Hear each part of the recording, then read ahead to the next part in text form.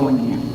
And it's no more appropriate to put a very small, differently designed house in a middle-class neighborhood, or no more right to do that than it is to put a McMansion in some areas in 5 Points in established neighborhoods where they object to that. So it's a matter of compatibility of the structure.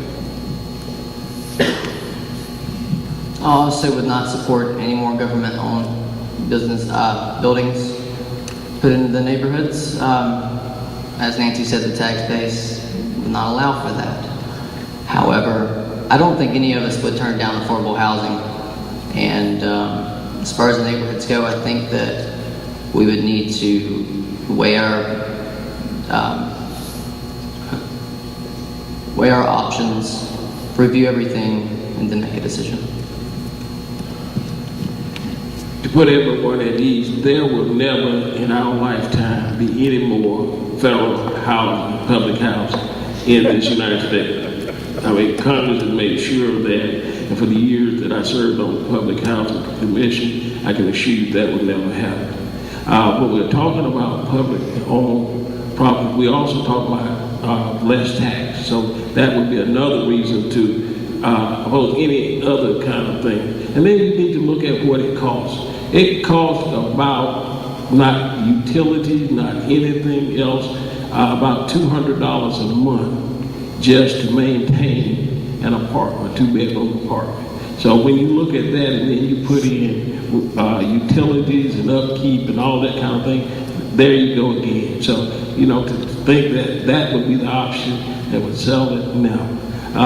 As far as putting house, and I don't know what a low-income house is. When we built Habitat, we built houses suitable to the community. And that's what we need to keep doing. We don't need to put $300,000 houses next to $150,000 houses. We don't need to put $150,000 houses next to $300,000. We need to have it compatible with the neighborhood, because when you do that, you bring in other issues of the community, and we don't want to put that burden on anyone. So we need to look at all of that. So we do. My whole issue, as I've said many, many times, the answer to affordable housing is that we get jobs that pay decent wages, and then we redefine what is affordable. When we throw that term around, affordable housing, we're just using a number that somebody has given us. What's affordable to you may not be affordable to me. So the job situation, the income, makes it necessary that we can't get affordable housing. I'm going to follow along with mostly what everybody else said here. If you get a $300,000 house and then you bring a $100,000 house right beside it, most likely that $100,000 homeowner can't afford the property taxes in that neighborhood. Hopefully the tax commission will nod on that one.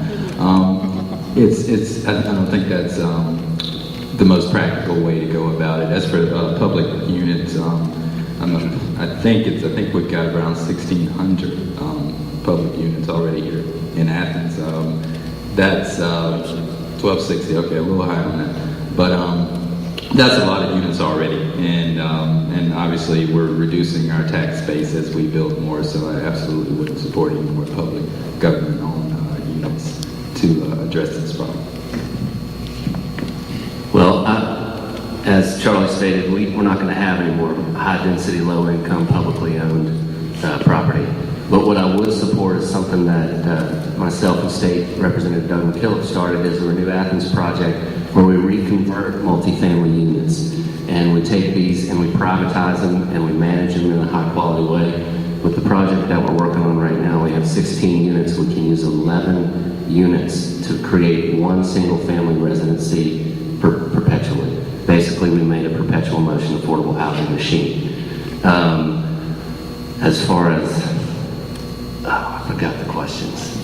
No, I didn't. Where do we need affordable housing? I think we need affordable housing all over this county. I think you're looking at, it doesn't matter where the affordable units are going to go. I think what you need to do is build to the standards of the neighborhood for sure. But it's okay to have houses look different. It's okay to have houses with different price points in the same neighborhoods. The neighborhoods that I live in, the neighborhoods that we're really proud of in this community, have very large houses next to very small houses, and it's okay. Because that's how you can have a community that's not homogenous, but it's interwoven, okay? You have a high income, you have a medium income, and you have living next to each other. And that's important for the sustainability of a community, and that's what we support.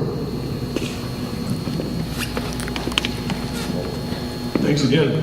Since we've been so good at keeping under time, we have one last official question, then we're going to turn it over to questions from the audience that have been submitted.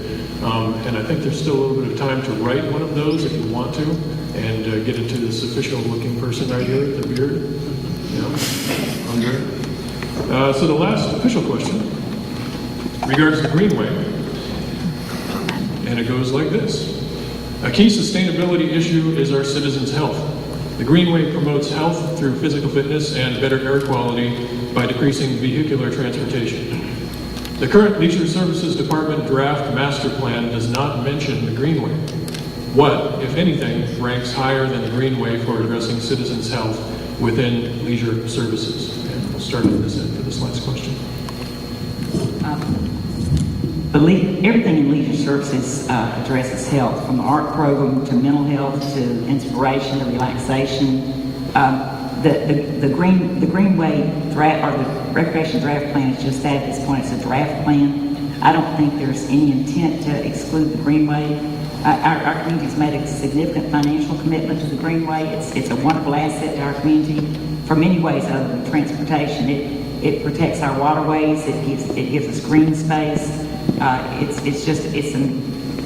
It's something that brings people to a town. People want those kind of things when you have a company coming in and they look at the environment of the city to see what's there for the employees. So I think the Greenway is an asset in so many ways.